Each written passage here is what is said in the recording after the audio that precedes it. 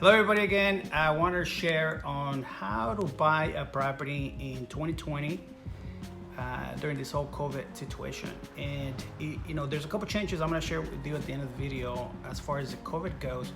But what's normal, what's the process is as normal as it was prior to COVID. So you got to work on your credit.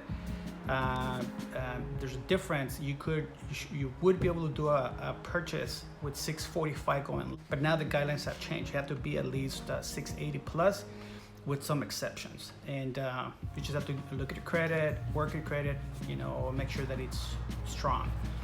Employment stability. The banks always check before, during, and after COVID. They always check for your employment.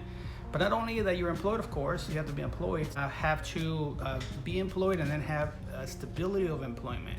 The bank won't issue a loan if you're in a line of work that is shaky ground and you're not gonna be employed in the next 12 months or 24 months.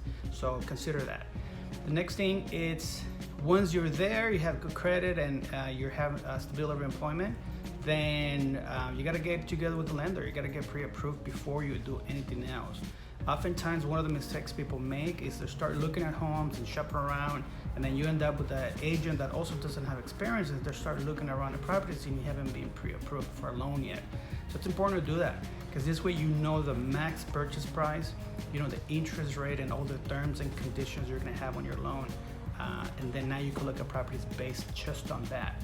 So then that brings me to the next point, which is work with a qualified, experienced agent.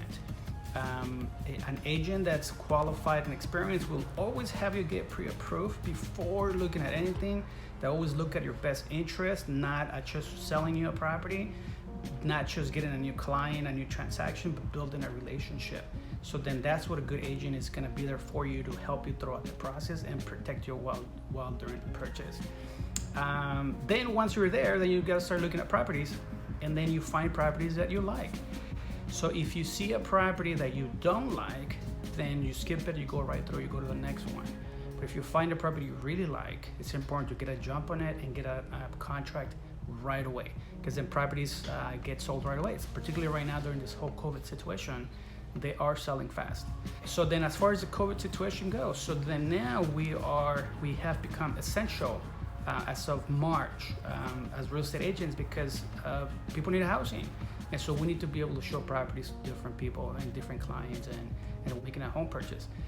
Now, we also had to abide by the CDC guidelines, which we're already familiar with, social distancing, face masks, gloves, and some instances where we wear booties.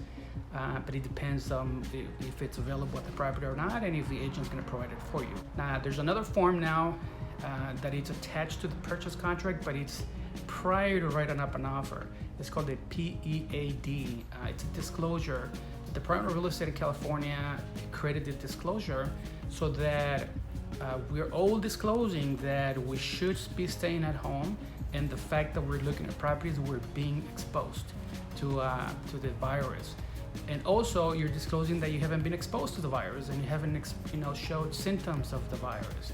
And outside of that, the only thing that we're affected on this whole COVID situation is that if you put less than 20% down on your purchase, then the bank automatically requires you to have a mortgage insurance on that. And mortgage insurance ranges anywhere from 120 to 180, depending on the purchase price. But right now, because of this whole COVID situation, that insurance has doubled.